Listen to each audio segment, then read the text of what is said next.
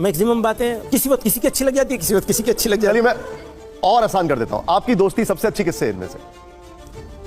दोस्ती? अरे मैं छोटा सा आदमी हूं, ये कहां दोस्ती करेंगे, इतने बड़े लोग हैं मेरे से। आइए जरा अगले सवाल पर आते, जोरदार तालियां हो जाए जरा। प्ले करिए। लोकतंत्र में सर्वोपरि क्या? मुझे मालूम था कि आप ये सवाल जरूर, संविधान या कुरान शरीफ? ये सवाल ही गलत है, फिर कहूंगा अगेन। ठीक है, कोई कंपटीशन नहीं है दोनों के बीच। आप सही कर दीजिए। यही कह रहा हूं, दोनों के बीच में कोई कंपटीशन नहीं है, कोई मुकाबला नहीं है। ये सवाल मेरे से 2002 से किया जा रहा है, कभी राष्ट्र के नाम पर, कभी देश के नाम पर, कभी कंट्री के नाम पर, कभी ये कि इस्लाम होगा या वो होगा। तो ये सवाल गलत है। कुरान से, हमारी शरीयत से हमारा एक वो है, जैसे हमारे पास माँ बाप होते हैं, हमारे पास आप पूछेंगे कौन सी आंख तुम्हें अच्छी लगती है, कौन सी रखें, कौन सी फोड़ दे। हमारे आइन का हमारा जो काम है वो हमारे लिए हमारा आइन है। जब हम देश की बात करेंगे हमारा सवाल देखिए, मैं आपसे क्यों पूछ रहा हूं, पर ये सवाल गलत है। यही सवाल भी गलत है। सवाल का बैकड्रॉप बताता हूं।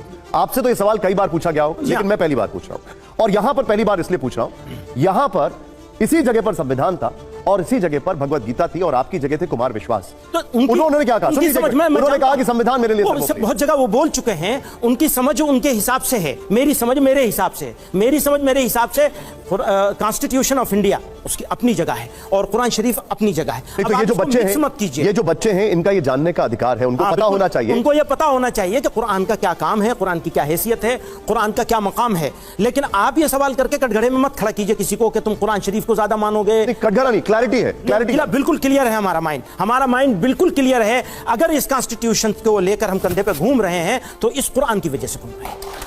ठीक, अगला सवाल जोरदार था, आज बड़ी क्लैरिटी से इसका जवाब दिया है मदी साहब ने, और यह सवाल कतई पर्सनल नहीं है वो। अब देखिए अगला सवाल, ये बड़ा स्वतंत्रता सेनानी कौन, मोहम्मद अली जिन्ना या विनायक दामोदर सावरकर?